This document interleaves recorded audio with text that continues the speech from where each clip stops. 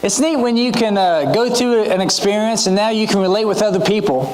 Gene can now relate to those movie stars that say they're in a certain town when they're in a different town. So it's kind of neat. You can share something with those guys. So that's neat. It's so good to have everybody here today. I know we have quite a few families traveling with the holidays. Some schools have Friday or Monday off. I know ours has Monday off, so a lot of people are traveling. And I tell you what, it's turned kind of cool quick, hasn't it? It's amazing how quick that weather can change. And so it's nice to have all of you here today. And I did this class for the Hearth and Home Monday, and the conversation was just really good and was encouraging to me, so I wanted to talk about it this Sunday as well. And you know this story, and so I'm going to be covering all of chapter 9 here, so I appreciate Bill just holding himself to 6 verses. I know the temptation was to read the whole chapter, and that would have been great. That would have been the better lesson than I'm giving right now, probably. But I want to talk about this, and it's just so interesting when you read a part of the life and story of Jesus, it's easy just to maybe just read that little part without taking the context. But as we look into this and see the situation that Jesus is in, there's so much here that we can learn from the story of Jesus about healing this blind man and seeing how he heals people differently in different ways. And so there's so much here for us to learn. First of all, the background of this situation here in John chapter 8, it says here in verse 27 through 32, he had already been talking to him a lot about who he is and where he came from. So they did not realize that he had been speaking to them about the Father, God. So Jesus said, when you lift up the Son of Man, then you will know that I am He, capital He. And I do nothing on my own initiative, but I speak these things as the Father taught me. And He who sent me is with me. He has not left me alone, for I always do the things that are pleasing to Him. As He spoke these things, many came to believe in Him. So Jesus was saying to those Jews who had believed Him, if you continue in my word, then you are truly disciples of mine, and you will know the truth, and the truth will make you free. I love that last verse. We speak about that every Sunday. And there's so much there of Jesus talking to these Jewish people, many of them Pharisees, teachers of the law, and some of them came to believe Him. But understand, what He was telling them is that He is from God. He was sent by God. Now, this would be the first prophet that they've had for sure in like 440 years, since Malachi. That's a big deal. And so He is saying, I am from God. I am from the Father. And they were struggling with this. And He finishes, if you know the truth will set you free. Because Jesus, of course, understood what He was doing. He was changing the Jewish way of thinking to a new Christian way of thinking. And this was hard for them. And He was trying to, sometimes gently, sometimes in a shock way, trying to bring them on board to follow His teaching. And then towards the end, Jesus said, because they were struggling with this, of course. And He says, if I glorify myself, my glory is nothing. It is my Father who glorifies me, of whom you say He is our God. And you have not come to know Him, but I know Him. And if I say that I do not know Him, I will be a liar like you. That's not a good way to make friends. But I do know Him and keep His word. Your father, Abraham, rejoiced to see my day, and he saw it and was glad. So the Jews said to him, you are not yet 50 years old, and have you seen Abraham? Jesus said to them, truly, truly, I say to you, before Abraham was born, I am. Therefore, they picked up stones to throw at Him. But Jesus hid Himself and went out of the temple. So you can see how chapter 8 ended, right? He said that to the teachers, I am God. You can see why they wouldn't like this. Imagine a guest speaker coming here and speaking about some controversial issues and saying, I am God. Oh, Usually you don't talk while the preacher's talking, but that might start some murmuring right there. I don't think he is God. So Jesus here, calling himself God, and was calling them liars.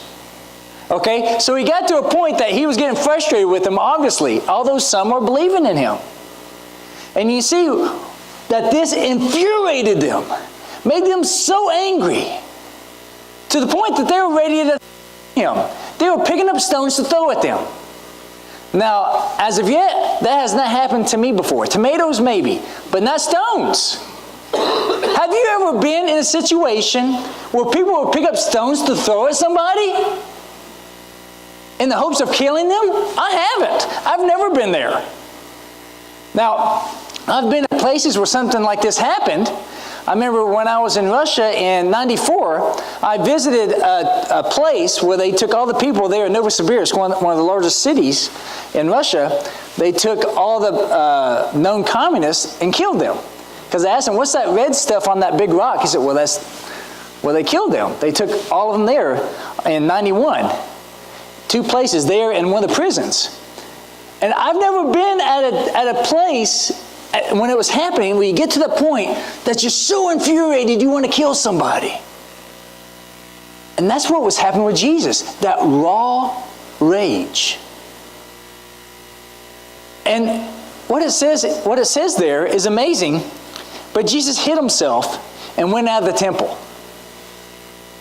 That's another thing I want to see in the DVDs up in heaven. I want to see how Jesus did that. Because he's there in front of them, right? He's there in front of them. They're infuriated because he called himself God. Ready to throw stones. And if you pick up something to throw at something, you know where that something is, don't you? If I pick up a stone to hit a target, I'm looking at that target. And there's multiple people doing this. And Jesus hid himself. Who knows? He may have made himself invisible. We don't know. Because we know that's happened before, but he could make himself invisible. How do you hide yourself in the middle of a crowd when everybody's looking at you? Now, if I'm in a crowd and someone's looking at someone else, I can hide myself. But if I'm the focus, if the TV camera's on me, then how do I hide from everybody? I believe this was a miracle. Another miracle that he did right here.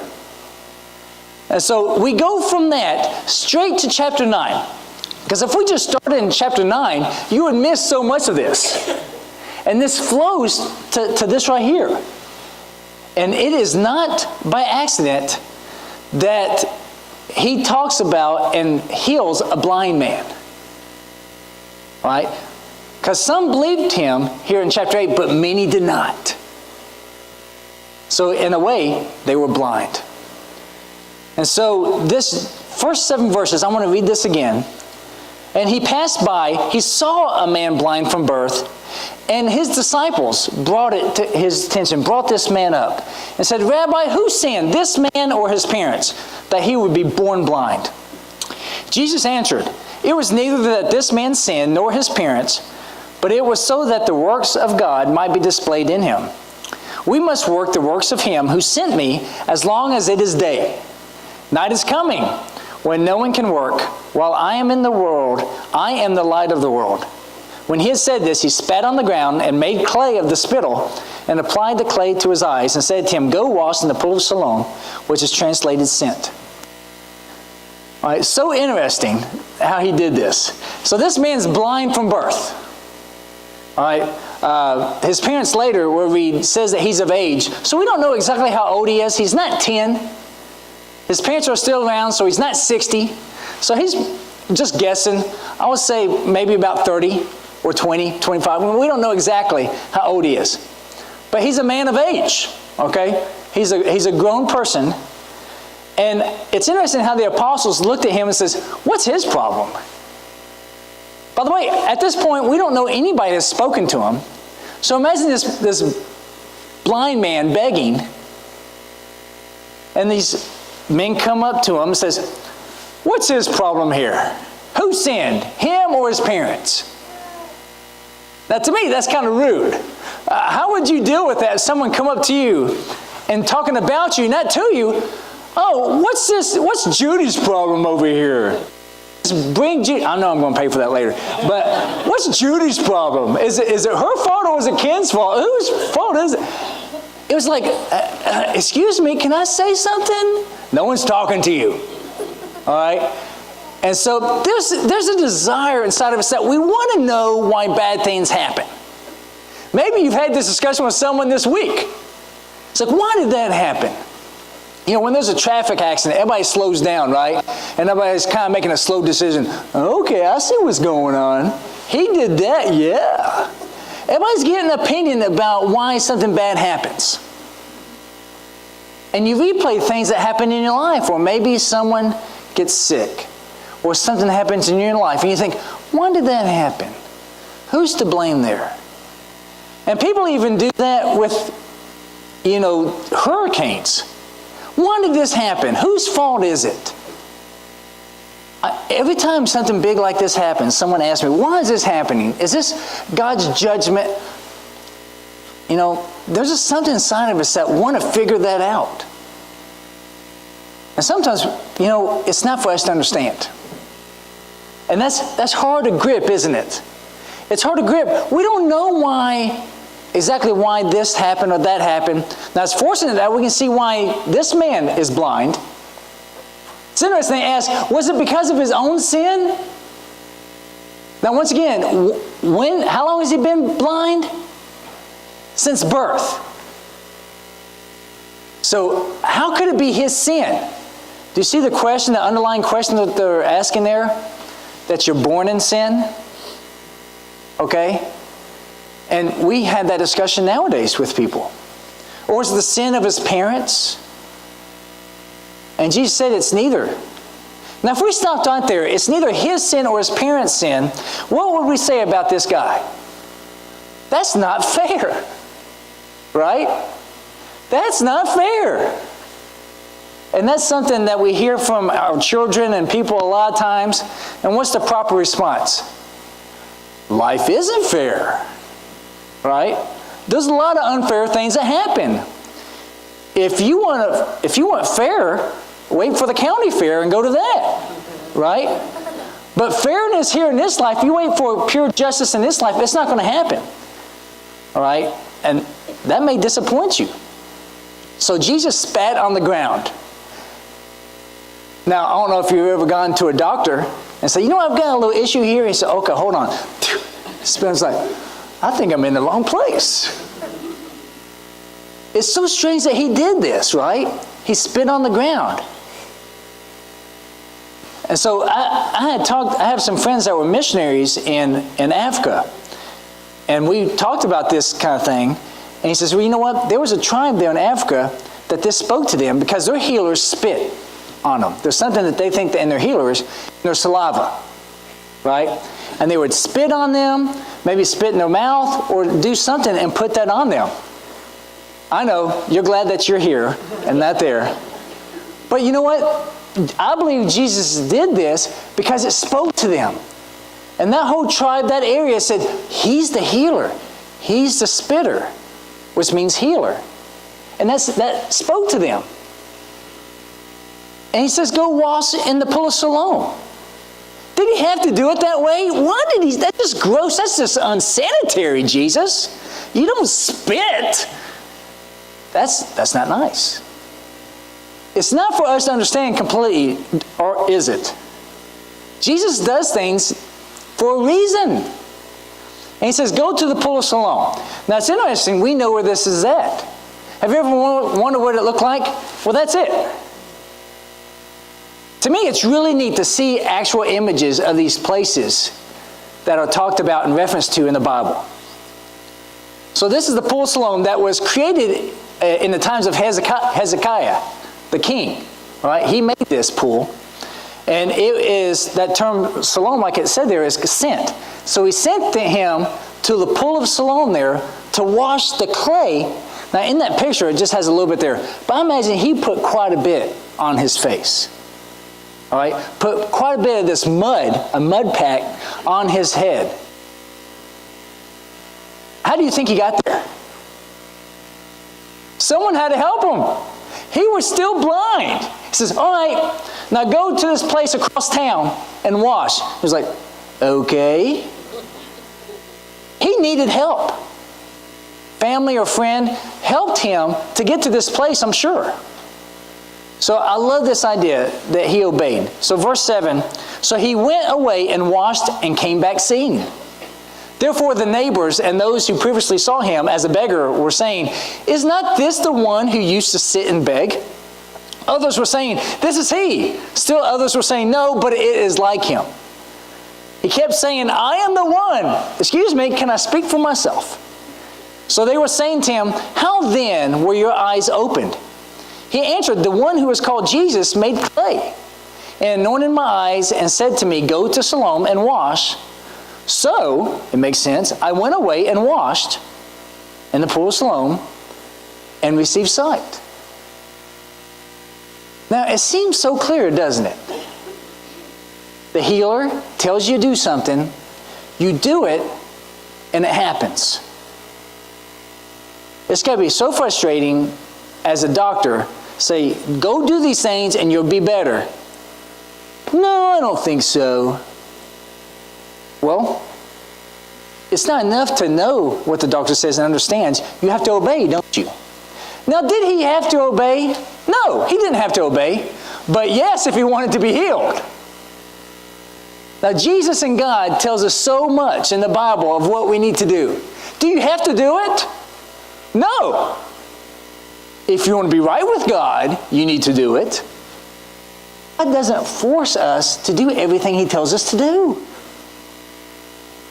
And I think that's great. He doesn't force us. Does a child have to obey the parents? No. If they want a good life, they need to. Right? You don't have to obey God. You can be miserable. That's your choice. You can go through life unhappy and have a tough time. That's your choice. You can choose that. So it's just interesting that Jesus could have healed quicker and easier. And there's many of examples of this happening in the Bible. Couldn't Jesus have just zapped him and healed him? Of course. But he didn't do it that way this time. And what a blessing that he didn't do it the easy way or quick way. It shows us that he had to go to this pool and wash.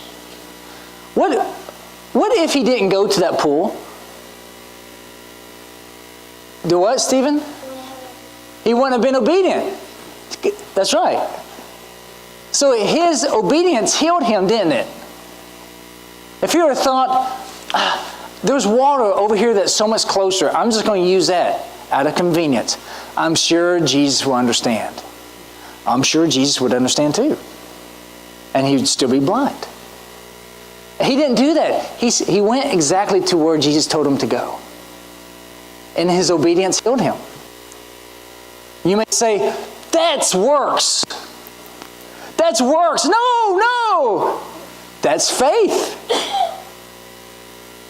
His faith, you could see his faith in his obedience, right? Seeing faith is like seeing the wind. You can't capture wind in a bottle. You can't truly see wind. Well, you know what? If you were in the Cornerstone class this morning, we saw wind. The result of wind, it broke one of the tables on the deck. Even though you can't see what, I know, I'll show it to you tomorrow. Yeah, even though you can't see wind, you can see the result of wind, right? Can you see someone's faith? Show me your faith. Put it in your hands. I want to see your faith. You can't see faith like that, but you can see the result of faith, right? You saw his faith in his obedience. That he went to the pool. He washed himself. When someone said faith, what's faith? I'll show you faith. I go to church. I do what God says. I do what Jesus says. I have faith if I teach little ones, if I talk to my family. I have faith in God. And he said, I'm healed. I'm healed. Look. You can have faith now too. Truer than any other time, seeing is believing. And they were still talking about him. Is this the guy? maybe he just got used to people always talking about him. He's like, I am he. Let me tell you, it's me. I'm the guy. I'm the blind guy. Even when he could see, he's still known as the blind guy. I can see now. Well, you'll forever be the blind guy. All right? And so this controversy happened. All right? Even though it's settled, it's him, he can see, there's this controversy that later in chapter 9, read the whole chapter. It's so illuminating there. But all these questions came up. Ask a lot of questions about what we don't want to believe, right? What you don't want to believe. You want to ask more questions. How did this happen? Who was there? Who saw it?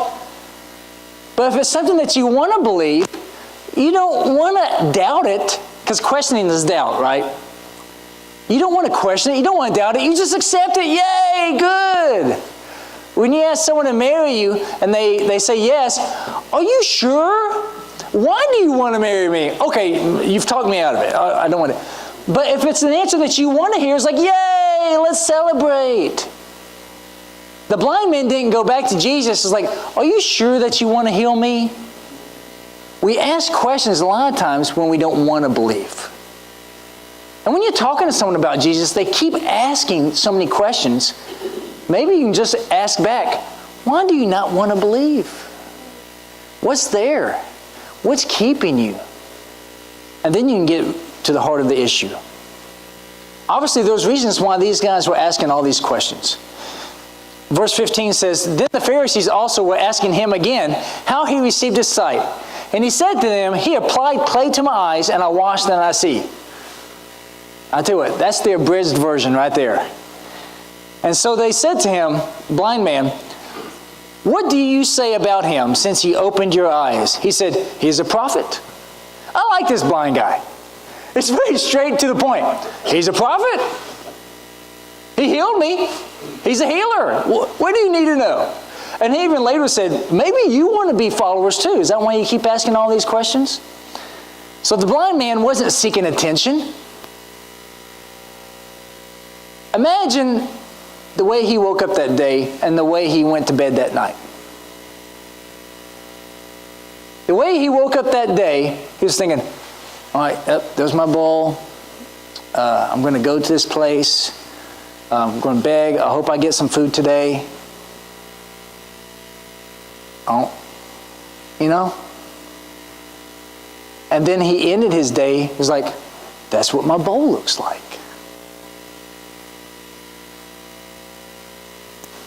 It's amazing to go from blind to seeing. And he didn't have that understanding, of course, that expectation that was going to happen. Isn't that beautiful? It's easy just to think about, okay, blind guy, there's some talk here. Let's think about this man. His whole life changed forever, for the better. And what did that do for him? Verse 20 and 21, his parents, they asked his parents, is this the one? He says, we know that this is our son, and that he was born blind, but how he now sees, we do not know. Or who opened his eyes, we do not know. Ask him, he is of age, he will speak for himself. Wow. You know, his parents there, they didn't want to have anything to do with the situation, because it says later, they didn't want to get thrown out of synagogue. All right? I say here, even those that love us will distance themselves if it affects them negatively socially. This is so true nowadays, isn't it?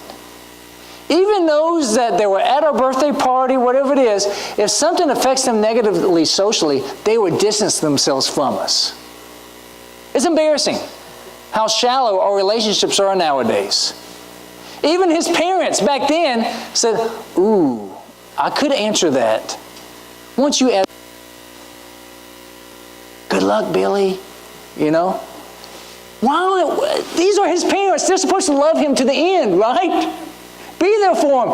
Why are they not celebrating with him? Our son can see. He was blind this morning and can see today. We're so happy. But all they could think about was the effect on them. So selfish. Sad to say, I'm that same way sometimes. I think about, what's this effect going to be on me?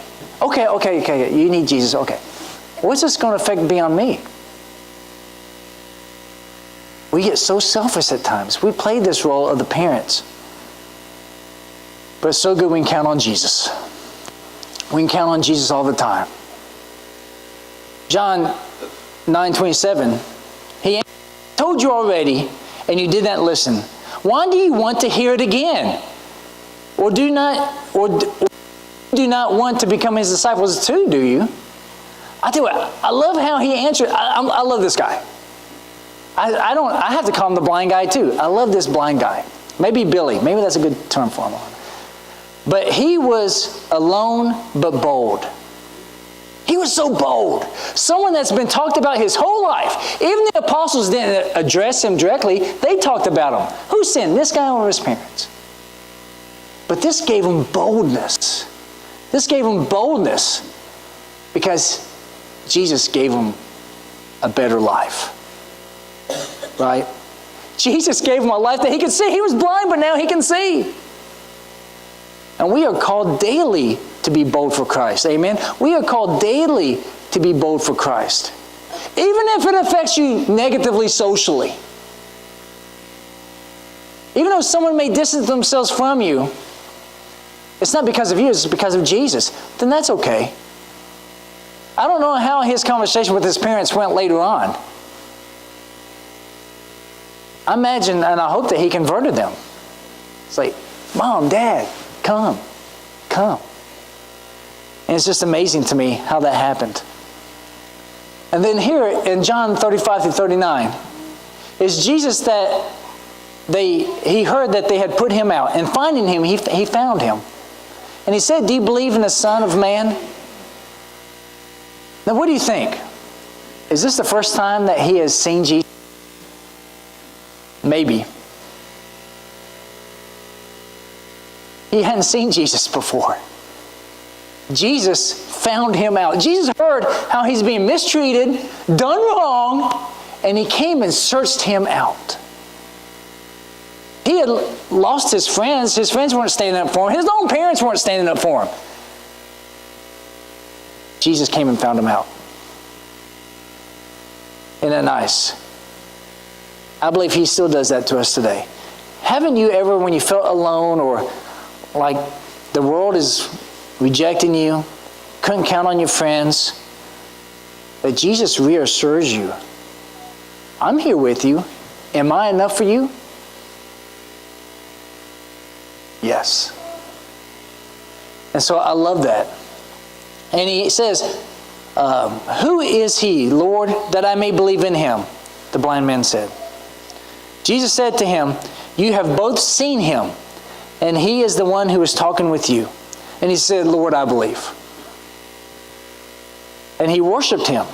And Jesus said, for judgment I came into this world, so that those who do not see may see, and that those who see may become blind. This isn't by accident. This happened here right after John chapter 8, when they were getting ready to stone him. He healed this blind man and says now, those guys that were going to stone me, they could see, but they were blind. They were blind. First time seeing Jesus. Do you remember the first time you saw Jesus? You haven't seen him. That's right. We're like that blind guy. We've been healed, but we still haven't yet seen Jesus. But like the works of the wind, we've seen his work, but we haven't seen him yet. You know, we're wowed. Oh, this blind guy healed by Jesus, and he didn't see him until later. But that's like us. We've been healed by Jesus, but we haven't physically held his hand. We haven't seen him. I can't tell you how tall he is. I haven't seen him, but I believe, right? We all believe because we've been healed. Why did this blind guy who now sees, why did he believe? Because of the question? No, he believes because he was healed. You healed me, I believe you. I am evidence. And I will boldly always speak about you. That's us, isn't it? Isn't that beautiful? Jesus has touched my life. And I believe all of you can say the same. And I look forward to seeing Him. It's going to be so sweet. You healed me, Jesus. You found me. It's better to be blind and find Jesus than healthy and lost. Isn't that right? What was a curse to this man for his whole life, and honestly became his greatest blessing. Would he have had this interaction with Jesus if he wasn't blind? No. Would he have been humble enough to accept the teaching of Jesus if he wasn't blind? Probably not. The curse on him, to him, was a curse every day. I'm sure he was angry about it. I'm sure his parents cried about it multiple times. Became the greatest blessing in his life. He would say, oh, it's so bad you were blind. Praise God I was blind because it helped me to know and see Jesus. And you may have something in your life right now saying, why is this happening to me? Why is this in my life? It may be the best blessing in your life if it brings you closer to Jesus, right? That blind man who now sees, I'm sure his crying from the day before now became his praise. Thank you, God, for making me blind. Thank you, God, for making me blind. He would have said, I would never say that. I would never thank God for making me blind. But now he does because it brought him Jesus. It means everything. So this blind man is us. We're in that intercessory time. We've been healed by Jesus, and we're looking for the time that we can see Him and fall at His feet and worship Him in person like He did. It's great to worship together, Jesus, but it's going to be sweet that day when we can be in person, fall at His feet and worship. That's going to be a sweet day. And I want all of you to have that sweet day. I want all of you to have that hope and that joy that day. If you don't know Christ, get baptized, get washed. This is the pool of Siloam. If you need to know, come and wash, be cleansed, and see. Please come forward if you need to as we sing this song.